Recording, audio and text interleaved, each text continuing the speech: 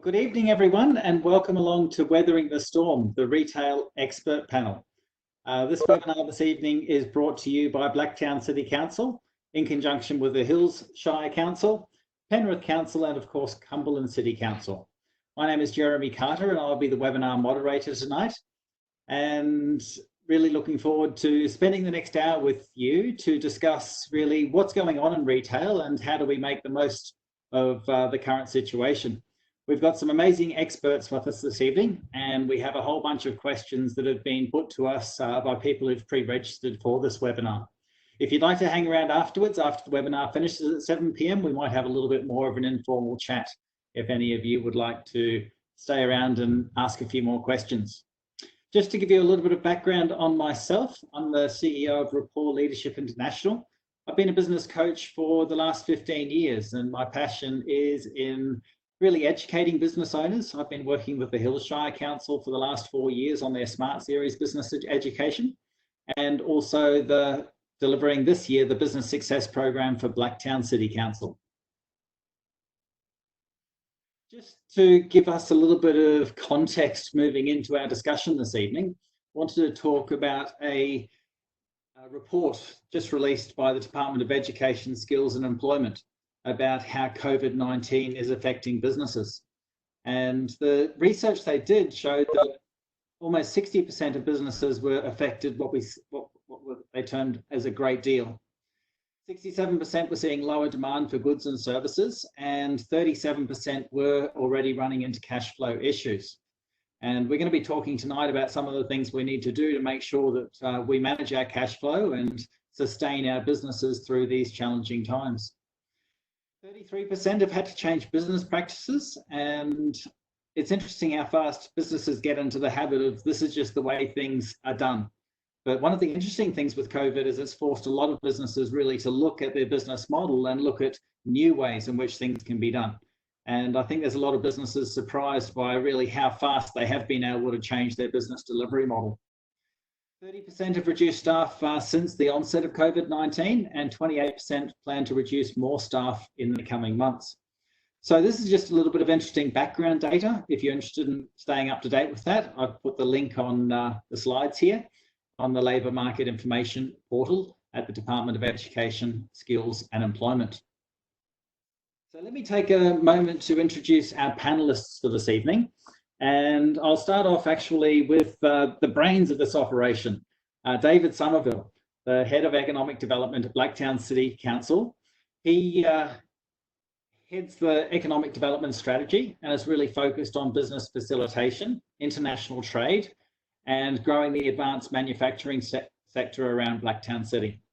He collaborates with a wide range of of business associations and also state and federal agencies. David spends a lot of his time connecting businesses and responding to the needs of the Blacktown business community. And it's his work that's brought together the councils of the Hills Shire, Penrith City and Cumberland City to collaborate on this webinar series. Good evening, David.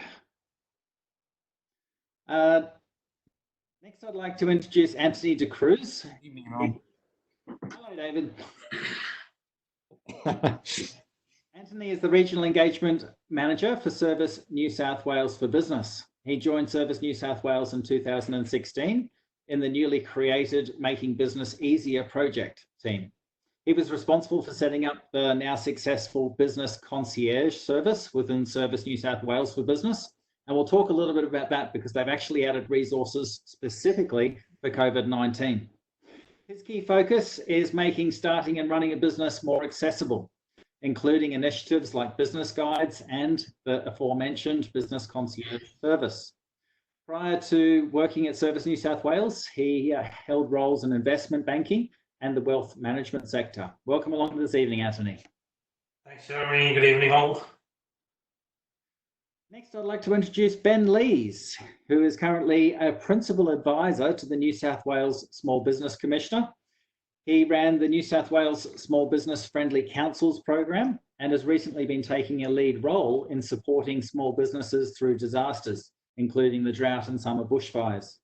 Ben comes from a family of small business owners and has a background in food safety regulation and public health. Welcome, Ben. Hi all, thanks Jeremy. Roger Simpson, we've managed to rope in all the way from Victoria. Roger is recognised as Australia's #1 authority on customer return on investment in the retail industry with over 35 years experience. He's a global expert on staff coaching, customer service and selling skills, and also a published author. His company, The Retail Solution, has delivered training and coaching programs to retail clients in nearly 30 countries around the world. And he works with clients including 7-Eleven, BP, Kathmandu, IGA Supermarkets, Shell, Terry White Chemist, Chemmart, and Donut King, to name just a few. Welcome along, Roger. Thanks, Jeremy. Nice to be here. Hi, everyone. You look fighting fit. You obviously haven't been eating too many of those donuts. No. Trying to get my walk in every morning as well, and in isolation, so being as good as I possibly can. Fantastic. And I'd like to welcome along Susanna Morales, who's the head teacher of retail at TAFE New South Wales. Susanna has over 30 years experience as an educator and managing businesses in the retail sector. As the head teacher of retail for the Western Sydney region, Susanna leads a team of professionals that deliver service to students and retail businesses. She is zealous about the retail industry and assisting businesses to develop their retail skills to achieve positive results in their sales turnover and customer satisfaction. Welcome, Susanna.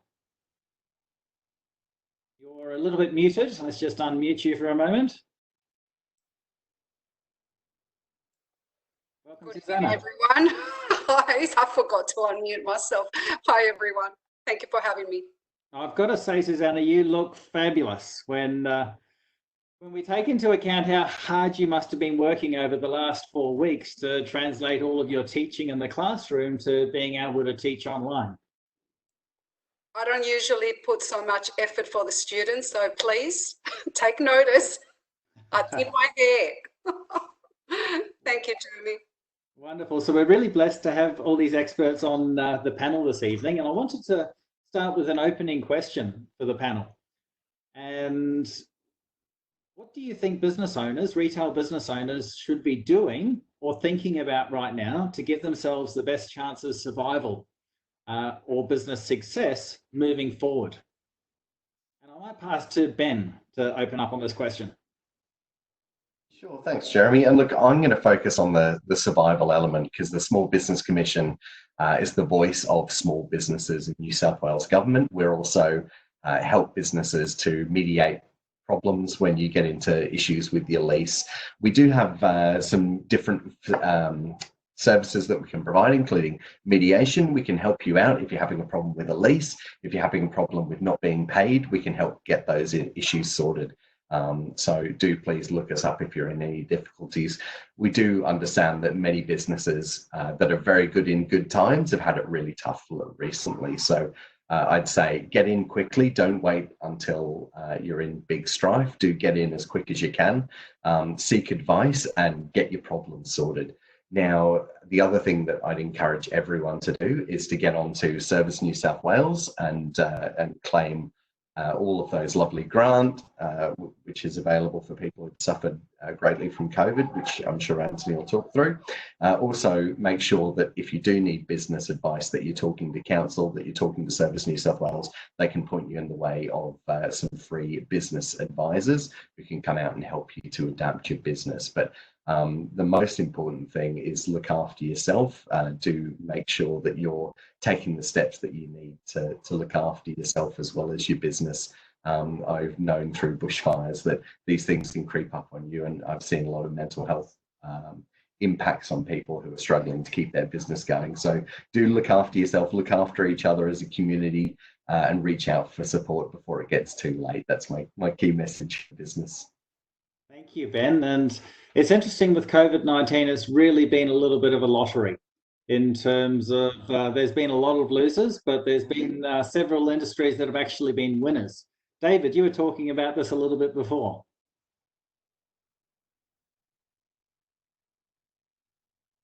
Okay, I'm unmuted now.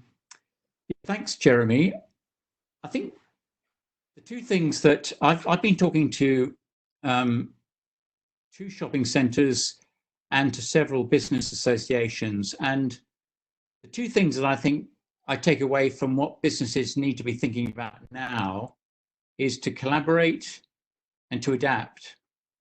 And I'll give a couple of examples of what I mean. Talking to Sue Lawrence, president of the Riverstone Schofields Chamber of Commerce, she's a real live wire at the moment. She's highly dynamic, really helping support her local businesses. And she explained, for example, that the real estate industry at the moment is going through some real difficult times. Incomes are going to change. There's going to be rising unemployment, immigration's dropping. They're all going to have a direct effect on real estate. And so real estates are going to need to think probably outside the box. And there's one real estate agent in Riverstone that's thinking very smartly. How do I get people through the door? Well, that person's teamed up with a flower seller, and the flower seller is making bouquets for Mother's Day. And so they're encouraging people to come into the real estate shop, buy some flowers, and then have a chat with one of the real estate agents about how things are going. So I think collaboration for some in the retail sector is going to be really important. The other area I mentioned was adaptation, and I think that we're probably not going to go back to the old ways in some respects. I think that we're going to emerge with the new normal, as some people have been saying. And for example, butchers now in other parts of Blacktown are widening out their product range to their customers. They're now putting in a meat and 3 veg packs for direct sale for people staying at home. So they're adapting. They're not just selling meat, but they're selling other products. So I think that's the take out from retail. As you said, there are some winners and there's some losers, and we can talk about more of the general picture later on in the webinar. So I'll hand you back to you now, Jeremy. Brilliant. Thank you, David. It's there's no such thing as an unresourceful person, only unresourceful states. And the challenge can be when these sorts of events happen, that we get into an unresourceful state and we focus on all the things we can't do versus the things that we can do. And I agree with you, David. I don't think things are going to go back to being the same. What I've heard reports that Australia Post is currently struggling with 3 times the normal level of 3 times the level of parcels that they used to have to deal with in the Christmas peak periods. So Australians are taking up online shopping in record numbers.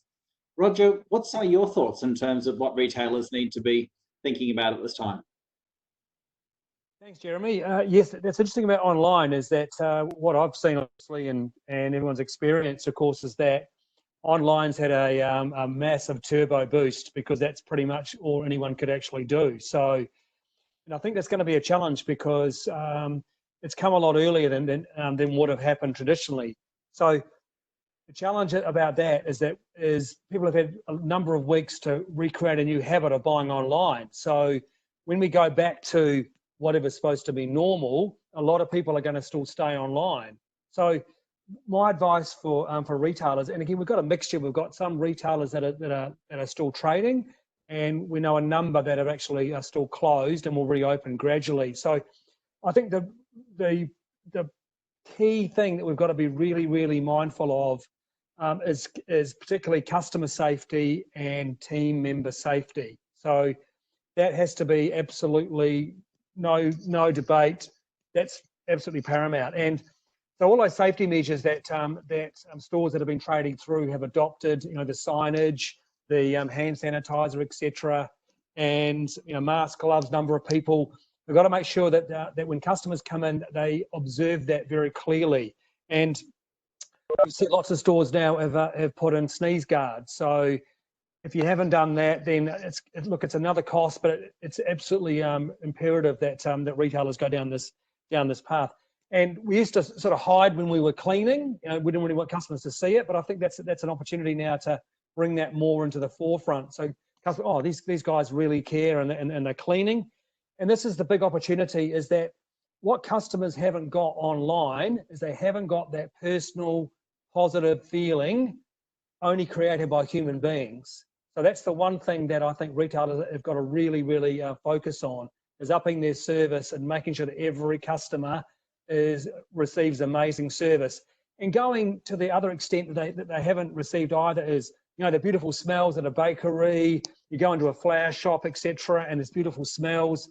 all those things, all those beautiful touch points that online can't provide, that's the things that retailers have to focus on. Thank you, Roger.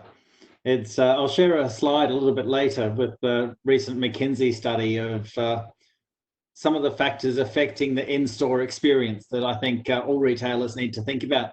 Let's pass across to Susanna with your retail background. What are some of your thoughts about what retailers need to be focusing on right now? Look, I narrowed it down to 4 main areas of focus for retailers right now, and 2 of them, Roger just brought them up. But one of the first questions that they should be asking right now is, when do I reopen? Most retailers have been closed for a number of weeks now, and they need to decide, do I open up on the 11th of May, which is when most major retailers have made a decision to reopen, such as the Access Group, Premier, Myer. And if I do reopen, do I have enough measures to ensure that my customers and my staff are safe, such as sanitizers, social distancing, enough signage, etc. So once you, that was my first point. Secondly, just to follow up on what Roger said, we have enough evidence now to know that our shoppers are online now, and they will remain online for quite a while due to habit or fear of not being out there. So ask yourself the question, do I have a strong online presence right now? And if I don't, should I be spending and investing money to have a much better presence online, add a cart, a shopping cart to my website, etc. But the other point that I'm so happy to bring up right now is social media. It is making a huge impact on retail at the moment because it is the best way to engage with your customers, the closest thing to face-to-face. And based on what has been successful is that many retailers right now are doing live events on social media using Facebook and Instagram to do short videos of how to use a product, or like something fun and engaging, and they have seen huge increase of products of those that were involved in a live session. It's helping them to increase followers to prepare for the future because now they know your brand, they know who you are. It doesn't matter how big or small you are. You've seen the local cafe and restaurants increase their followers tremendously through social media because they're teaching them how to make a pizza, or let's do this. And the other one that I was going to say is collaboration. Again, huge one between businesses. They're helping each other. They're not fighting or competing. They're collaborating. Local restaurants with a gift store for Mother's Day, etc. We'll just share some success stories later. And the last point is the local community. Your local community wants to support you, right? Reach out to them. Community is not traveling, they're staying local and they want to support your business. So connect with them whichever way you want, whether it's a social media or flyers or whatever you would like to do. Get them to know you as a human, as a business that needs their support, and they'll stay around, they'll come to you and support you. Thanks. Thank you, Susanna. There's some marvellous thoughts, and I think there's something quite primal within us all that we love to buy stuff. We love to go shopping. We love that retail experience of walking around and solving a problem. And I like the idea of thinking outside the box and understanding that, well, just because the customers aren't walking into our store doesn't mean we can't still interact with them, have a relationship, and drive significant sales. Thank you. So Anthony, love to hear your thoughts. What should small business owners or retailers be focusing on at this time? As everyone just mentioned, I think now is the time for business owners to start thinking outside the box, see how else can they work with other businesses. And that's where I think Service New South Wales can be of assistance. As you know, we work with the 3 levels of government. So we have, and the business owners and businesses will have access to a lot of information of the licenses that are needed. So, for example, if you're in the cafe, restaurant, or small bar sector, and if you are thinking of diversifying or supplying your products in a different way, it's best that businesses come to our page and check to see what is available, what are the different licenses that are available, and the things that they need to have in place before they start working and then getting into strife. The best way to do that is sign up with Service New South Wales, and the business concierge team can take you through the whole process and make sure, understand actually what is it that the business that's been operating and has gone through this uncertain times, what is it that they want to do differently? And by finding out from them what they want to do differently, we can actually point them in the right direction to the different agencies. The other thing, as Ben also mentioned, there may be times when business will want to rethink and relook at their finances and the budgeting and all those kind of things. And that's where we can actually put those businesses and business owners in contact with our friends at Business Connect.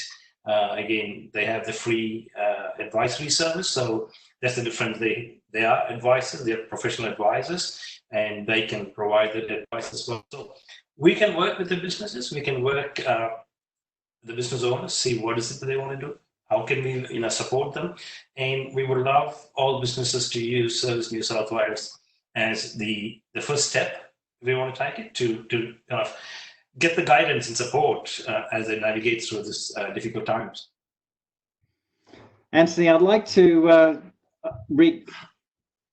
rewind a couple of years to I remember one week I walked into a motor registry and all of the customer service people were behind armoured glass and felt like I was walking into a place that was about to be held up. And then 2 weeks later, I walked into one of the new Service New South Wales stores and was met by a gentleman in a suit at the front door within 20 seconds saying, "How can I help you?" And was absolutely blown away by how Service New South Wales transformed their approach to being customer centric. Let's deliver what the customer wants in a way that they want it. And I think that's a really interesting message for all retailers out there. Do you want to talk a little bit more about how you've extended that concept to the business concierge that's now available on your website? Fantastic. Yeah, sure. Well, that's one of the success stories, if you want to call it, of making business easier or easy to do business program is, as you mentioned, Jeremy, is to be able to find out from the customer what is it that the customer wants. So not just blindly following and just giving them a basic answer. The business concierge is a free service, and as you can see on the page now, all the business owner or the customer will have to do is request a call from a business concierge. And once that case is created, a business concierge will contact the customer. And from then on, it'll be that business concierge who will be talking to the customer and who the customer will be talking to. So in other words, as Jeremy just mentioned, it's like going into a service center and being met by a concierge at a service center and then taking you through the whole journey for that day at a service center.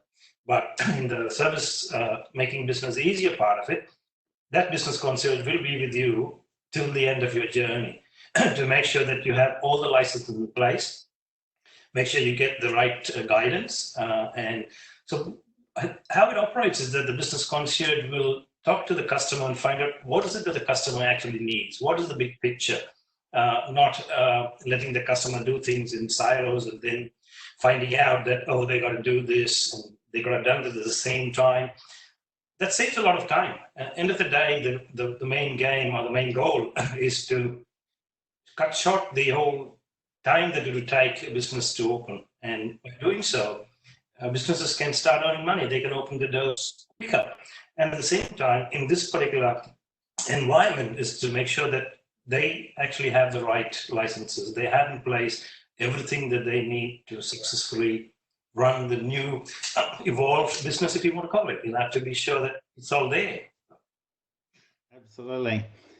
So in the context of reducing friction, Roger, or a little bit of pivoting in retail sales models, what are some of the thoughts and ideas you have on this?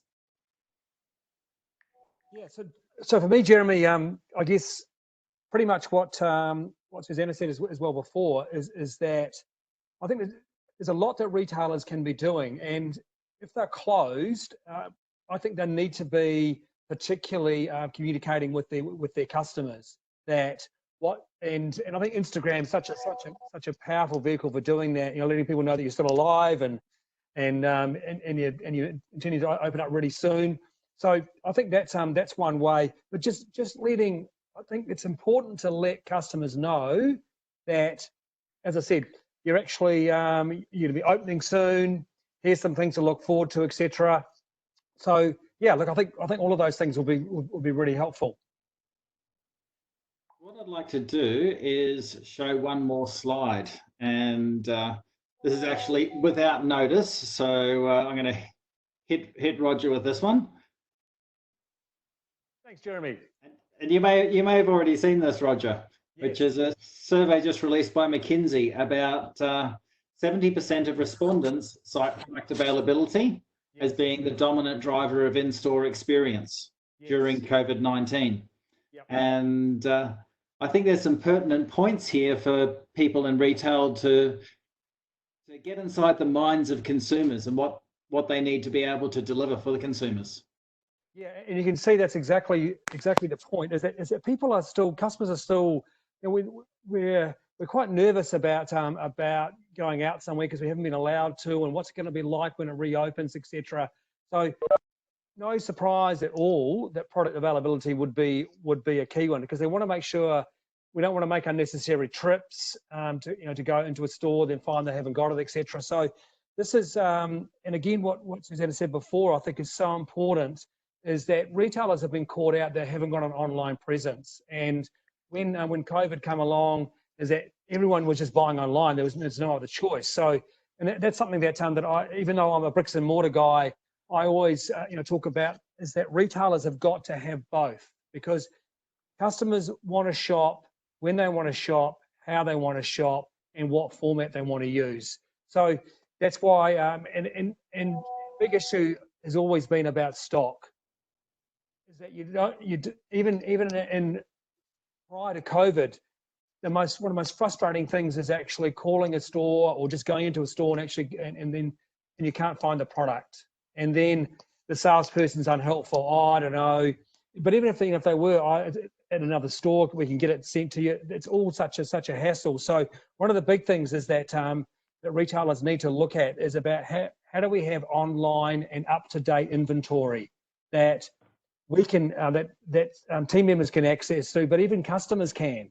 If I can find that information out, it's all about reducing the barriers to purchasing. And if I can make that seamless, like shopping online, picking up in store, or picking up curbside, or whatever that might be, then you've got a chance for the customer to actually come and visit you. Fantastic. Thank you, Roger. So we've got a question here. What suggestions does the panel have to promote buy local campaigns? Firstly to consumers, and secondly to retailers. I might pass this one across to David, because in your role in economic development, you're often connecting the dots. Thanks, Jeremy. Yeah, this has been focusing my brain a bit recently, and it started about 3 weeks ago when my local federal MP, Susan Templeman, here in the Blue Mountains, had a little article in the local paper saying, I put together a local business directory online, and it's a map, and it allows local businesses to connect with the local consumers, to let them know who's open, how we're trading, and what we're selling. And she used a very simple platform, Google Maps, in order to build this with her team. And I looked at that, and in fact, our local federal MP, Ed Husnick, who's the member for Chifley, has taken up that idea. So he has actually been putting together a directory of businesses around Blacktown area, which are still trading, that are near you. Then recently I got an unsolicited message from a lady in Lismore up in northern New South Wales who had put together, she's a ceramic artist, she put together on her own bat a retail platform called Support Lismore Businesses. So if you were to actually Google that, you'll see that it's in some ways using a Facebook platform to promote local products through the web.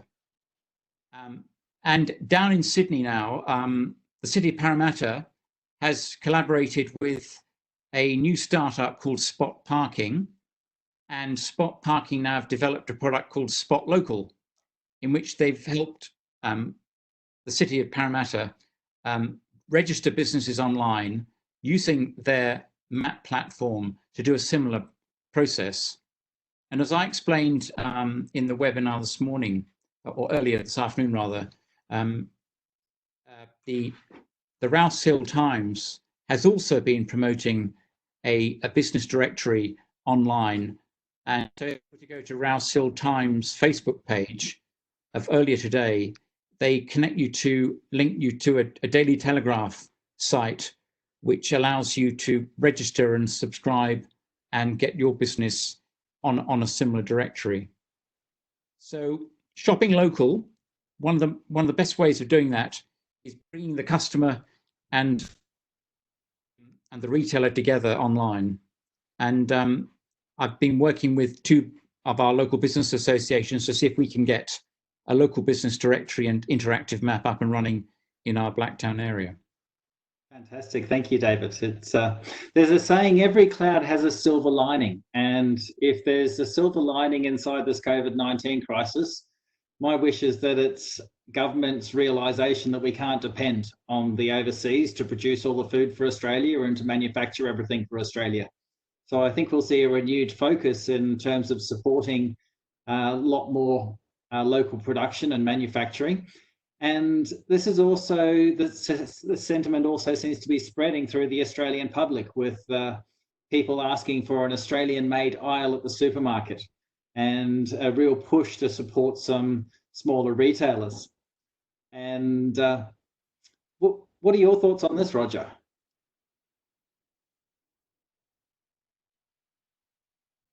I think that's absolutely wonderful, because what an opportunity for local community retailers to get behind Buy Australia and buy local as well. What we're seeing, of course, is that how markets, and this is prior to COVID, obviously, how local markets have really taken off, because it's local, it's fresh, it's and you feel as though you're actually buying directly from the farm.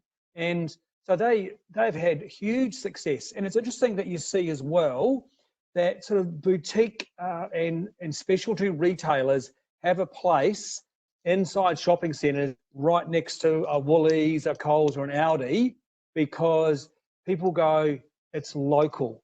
I can actually go there, I can, and the fruit just seems to be fresher, and it could well be half the time, but that's where I think any opportunity where, because I think this is exactly what's happened is this whole reset around about buy local and support the community. And I think that's what, if the community can get on top of that as well, and actually support their local businesses. And we've got honey from 100 metres down the road or whatever it might be, I think is a huge opportunity. And that's, I think, again, I'm going to reinforce that whole collaboration that David mentioned before as well. That is absolutely, I think, it's a game changer, because if you can collaborate, like I love that example with the butcher with the meat and the vegetables. Customers have been so used to convenience now. How do we make it easy for them to buy from us? So I think huge opportunities. Thank you, Roger. One of the mantras I always talk about in business is you'll never build a great business without building a great team. And as your business grows, it doesn't necessarily need more staff. Sometimes it just needs better. Susanna, what are some of your tips around having that great team in retail? Look, COVID-19 is an interesting time to strengthen your team and not pull it apart. There's some great opportunities right now to get closer to your team and develop them, spend time with them. I've heard of many major retailers that they are paying them through the JobKeeper and remaining in contact with their team online and training them and supporting them and saying, you still have a job. We'll get through this together. You'll come back and have a job, and this is what we're doing in the meantime. And getting them to remain together and do activities online, train, and that sense of community, like the culture of the company is being put together right now through COVID-19. So we've seen fantastic teamwork coming out of retail at the moment. Fantastic. Whether they are working or not working, but it's up to the leaders, the business owners, of the managers of the business to put that as the focus of how to maintain their staff engaged and keep them positive and secure with their job. Yeah, and just and look, I've seen many retailers. What TAFE does a lot is research. We're very good at that, and we're researching industries, the retail industry, a lot, and keeping up to date as to what is working with teams. And we've seen many retailers bring their team inside, whether they're closed or open, and get them to do other jobs, upskill them, develop them, get them to cross over to doing different things that they weren't doing before. Such as deliveries or getting online and helping with the business. And the team feels fantastic. They feel more useful and they feel they are being valued right now. That's what people are feeling. They want to feel security and valued as part of a team moving forward. Absolutely. To invest in training your people is, I think, one of the most important investments you'll ever make. And something that's really impressed me about TAFE is how fast you've stepped up to actually offer these online short courses and to offer micro learning resources. So this morning we released another 13, so we now have 33 free short courses.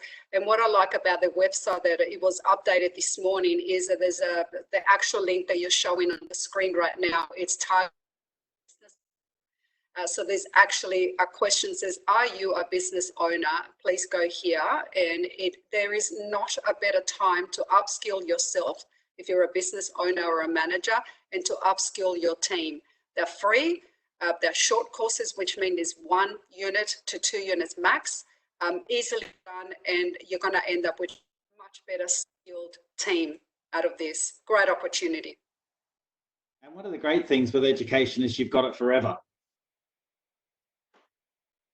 And look, one of the things about retail, since I've been teaching for over 25 years, is they don't tend to think of qualifying themselves, right? They don't think so much as upskilling as you see it in other industries.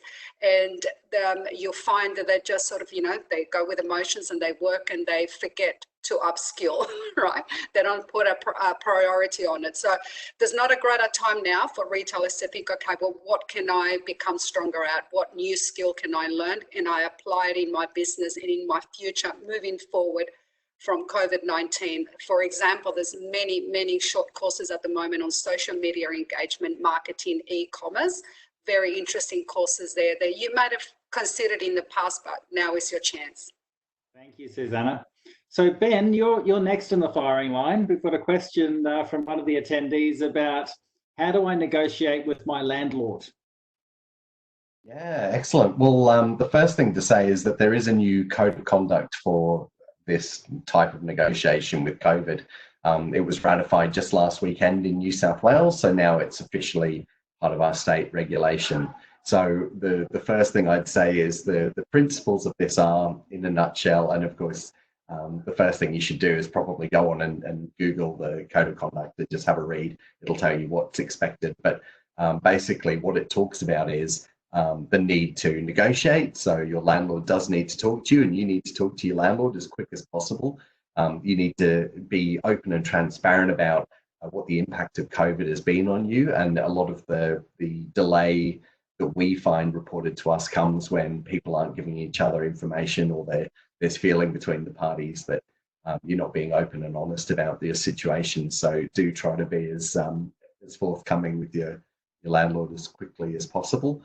Give them the evidence that they need to drop your rent. And so when they do drop your rent, which they're encouraged to do under the code of conduct, half of it can be a reduction, so you never have to pay that money back, and half of it needs to be a deferral, which can go onto the end of your lease. Now, the landlord can give you extra money off and less money deferred, as in can give you a better deal by arrangement. So it really does come down to negotiation. A lot of these principles, you can't be locked out for failing to pay, but that doesn't mean you shouldn't pay. It means you should talk. And if it all locks up, you can contact the Small Business Commission. We can get a mediator involved and we can negotiate it out. But I guess the key principles are: have a look at this code of conduct, inform yourself, read your lease, and talk to your landlord, and just come to a good arrangement as quick as possible. And don't forget, you can review the arrangement. If things aren't open again in 3 months, you can do it then, but do try to get talking now.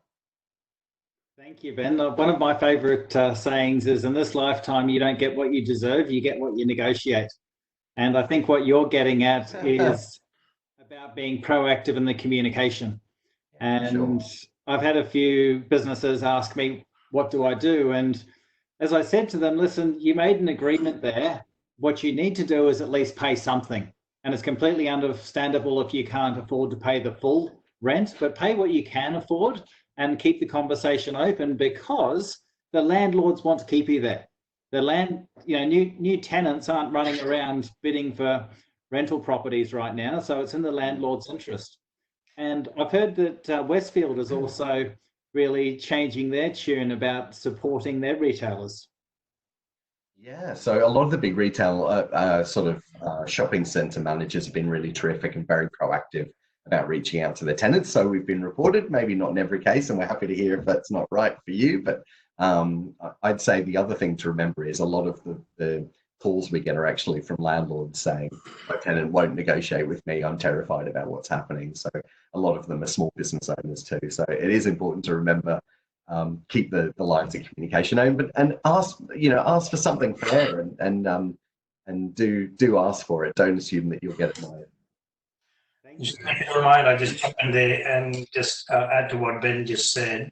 So for businesses who are having a hard time managing the leasing agreement, there is the free support, as Ben mentioned, and that link is on our page as well. And I think Frank's just put the link up there, so the business concierge can then discuss that with the customer and support that as well.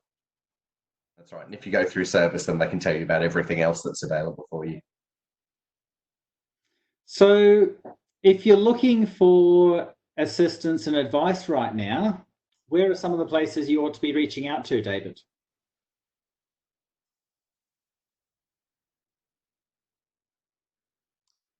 Yeah, well, I think Ben and Anthony and Roger have actually set out a very good landscape, and you as well, in terms of the different levels of government that are offering different levels of help and assistance. I think what we've reached now is a bit of a watershed in the fact that I think many business owners are kind of probably overwhelmed by the level and breadth and depth of assistance that they're getting, and that now they probably need to be more selective in how their next step. As Susanna said, there's probably now an opening date of around the 11th of May for many shopkeepers to start opening up. So now is really the time to prepare for that and to be very selective in the sort of help that you want. So right at the very local level, the Western Sydney Business Centre is the local Business Connect organisation. It's a government agency that provides free assistance to any business owner, actually, not just a retailer. We have a team of about a dozen business consultants who are now providing unlimited hours. It was really a ceiling of about 30 hours, and that's now been removed. So business owners, if they don't know what the priority areas are for them, then my advice would be that they go to the Western Sydney, if they're operating. Oops, you muted yourself. There we go. Yeah. I'm getting all excited here. They should, they should seek help at a local level, I think, and then also talking. Ben and Anthony are at the state level. They're providing crucial support and links between the local, regional, and national levels. So I think the collaboration has been remarkable. I think Australia's come good very quickly compared to some other countries. And I think we can be very proud of ourselves that we're providing the level and type and depth of support to our local business. Thank you, David. It's a very negative trait that males have of bottling things up and not talking about them. And there's 8 very powerful words that will help you go a long way. And those words are, I was wondering if you could help me. to actually be vulnerable enough to admit that you don't have all the answers. One of the challenges when we have our own business, and Roger, I'm going to call you in on this one, is it's very, very difficult to be objective about it because we have so much emotion that sits behind it. So what's your thinking on getting that sort of external advice? Yeah, look, it's so important, Jeremy. And you look at any successful entrepreneur, business person, is that they've all had mentors and or coaches. And because you're absolutely right, when we're in the business, we're in the thick of it. We can't see the wood for the trees.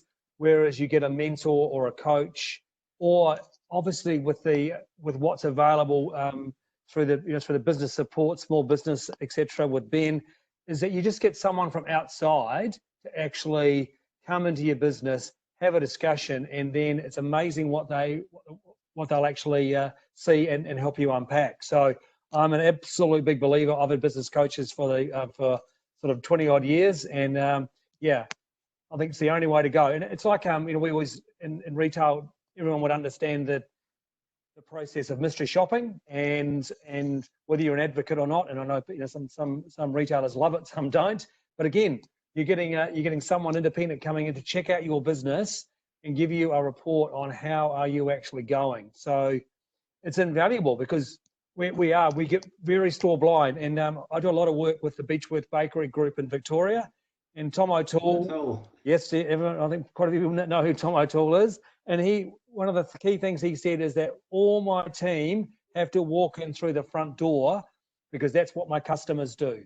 And every hour or 2 hours, they've got to walk out from behind the counter and see things through the customer's eyes. And it's amazing what you pick up. So absolutely. Huge support of that, Jeremy.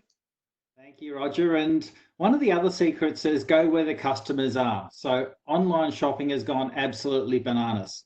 And while it can cost a significant amount to get an online store up and running, I've seen businesses putting small advertisements, selling smaller products on Gumtree, on Facebook, on eBay, on some of these online platforms, and generating a real stream of business this way. Oh, sorry, Jeremy. Yes, yes, absolutely right. And back to my point before, and again reinforcing what Susanna said, you've got to have an online presence, absolutely. And again, I'm just sort of reinforcing the messages that have already come out. But online has had a free shot, and prior to COVID, it was only about 10% of sales were actually done online. Obviously, we'll see those figures coming out in the next month or so, but they will rise dramatically. So, but again, if you can't just do a 5-minute little job and put a shopping cart up, because if you're going to frustrate customers, and I think one of the big things and you've already mentioned about Australia Post, and that's one of the biggest frustrations for customers is shipping and how much is that going to cost me? What's your return policy, etc. So all those things have got to be absolutely crystal clear, because it's so easy online for a customer to click, close, and go to your competitor. Whereas a bit more challenging in store because your competitor might not be right next door. But this is what retailers have to do. They've got to be on it, and they've got to be really, really good at it. Thank you, Roger. So let's talk a little bit about some of the success stories that we've seen out there recently, and not just the lucky people who own a hardware store. It's the gardening improvements. What are some examples of some businesses that have really had their business model almost shut down, but still been able to pivot through this and keep staff on board and revenue ticking through the door? I can go first there, Jeremy. Certainly, what we're seeing is a number of cafes, of course, that have gone to takeaway service, and in fact, I was actually a supporter of that this morning. It was my wife's birthday, so today, so we went out this morning and we had a beautiful breakfast and done takeaway, and that's I've seen a lot of cafes have actually pivoted to go down that path. but also one of my clients who's actually been doing particularly well is Baby Bunting, and of course they've remained open because essential service. I mean, is that COVID doesn't stop people having families, so so they've been operating, and I was talking to the CEO last week, and one of the key things, and it's already been mentioned about communication, and that is whether you are in a lease negotiation, whether you want your team to be on board with what you're doing, communication is the absolute key. So what he's been doing is running what he calls town hall meetings every day. So there's a meeting every day, and with all the team, just giving them up-to-date information of what's actually happening. And I'm actually on LinkedIn with one of the assistant managers, and I said, I hope you're staying safe. And she replied back to me, she said, we're feeling safe because of the amazing protocols Baby Bunting have in place. That's her exact words from a team member. So it's I think it's fantastic that that retailers are doing this. Fantastic. Thank you, Roger. So what are some opportunities that business owners are overlooking right now? So David, I think you mentioned earlier that food delivery services have almost tripled. Is that correct? I'm not sure if it was. I'm not sure if it was me that mentioned that. One of the business success stories that I actually do want to share, I'm not answering your question, but I'm answering your previous question, is that we're working quite closely with the Australian Catholic University. As you know, Jeremy, they're setting up a campus here in Blacktown City. And I'm working quite closely with one of their senior executives. And she gave me a very interesting example of a transforming business. She knows of a small restaurant in where she lives in North Blacktown that they couldn't operate as a restaurant. You know, they can't have 4 square meters per customer. It just doesn't work. So they thought, like many restaurants, let's go takeaway. So they have family-run business. They basically reduced their menu to one set menu.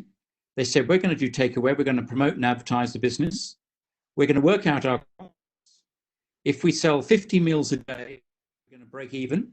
And what we're going to do is once we've reached 50 meals sold, we're going to persuade our customers to go to the next restaurant down the road and get them to serve them. So that was amazing that you're actually giving your competitor some business because it's a community effort. And I think that speaks volumes to that sort of business. It's going to enhance their reputation tenfold.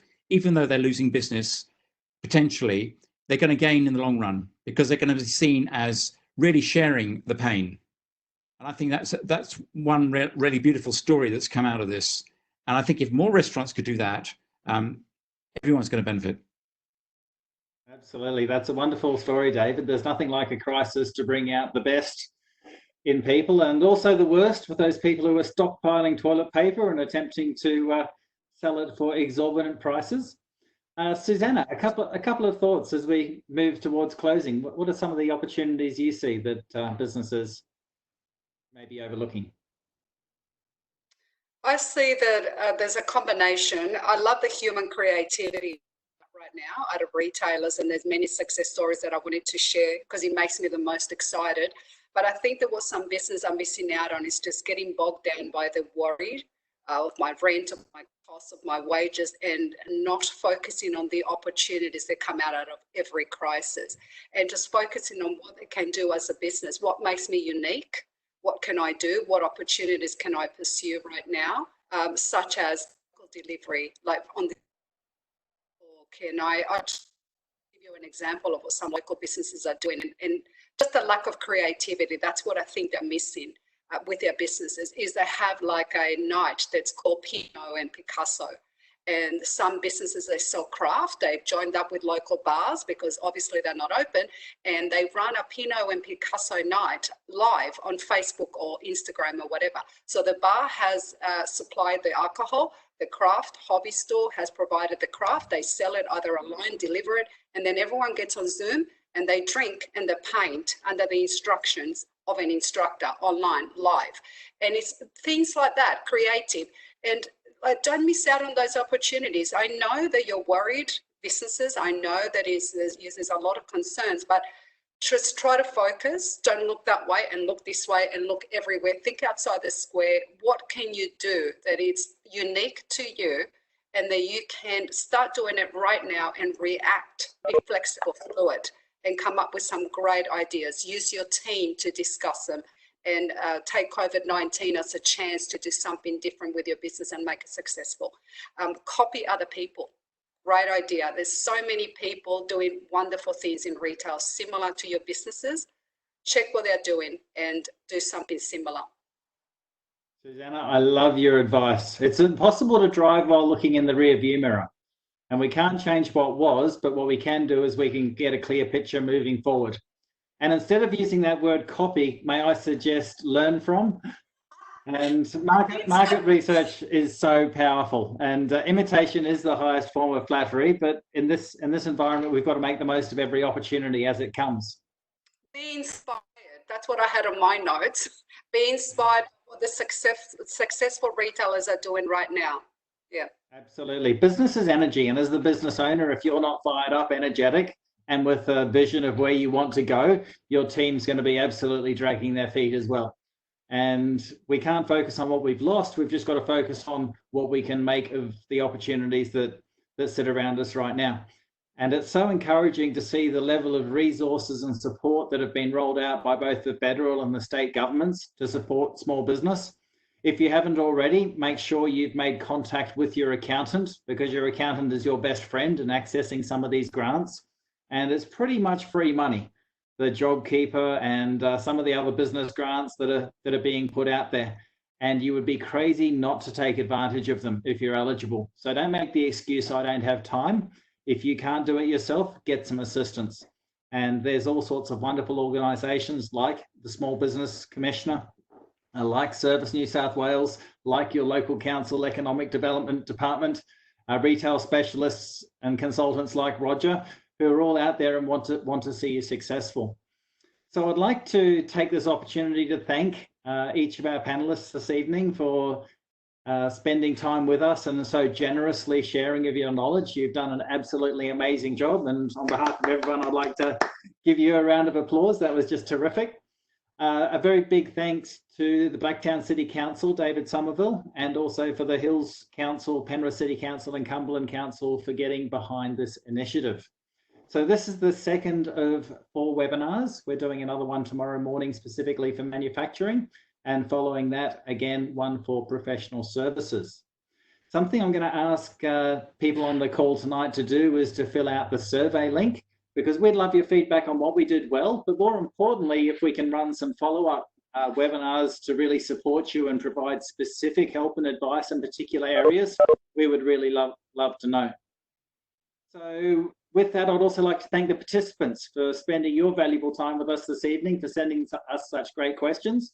And I don't know about anyone else, but I've had a ball. I've learned so much from everyone on the panel this evening, and I hope that we get to all talk again soon. Thank you so much, everyone. Thank you, guys. Thanks for the great stuff. Thank you for the opportunity. Thanks. Thanks, Jeremy, for organising this. It's been great. Thank you. Yeah, thanks, Jeremy. Great to meet the other guys as well. It's been really good. And good luck out there, retailers. Go hard.